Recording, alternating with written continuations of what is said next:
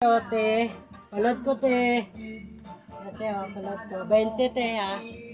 20. Sa jinsan lang te. Sa jinsan nga para mana sa all network mana tanan. Dili pwede te, 20 rin man ang giyatag na ako para lang sa jinsan. Parang dili lang tawag ba? Tawag lang, libot lang sa jinsan. Ay nako dong. Para mana all network mana tanan mana matawagan nimo maskin asa.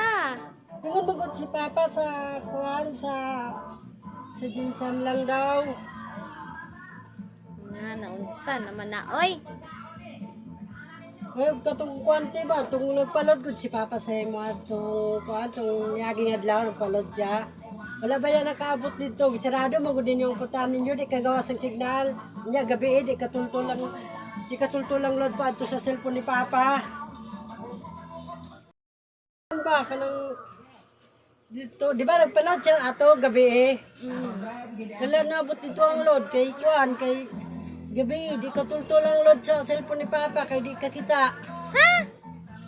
Paano nga makaano to nga? Gabi man to nagpalod mong papa. Gani, hindi gani katultulang load dito sa cellphone namo. Dito karon wala pa namo, sayang ang kwarta namo oy. Bitaw. 5 sure daw.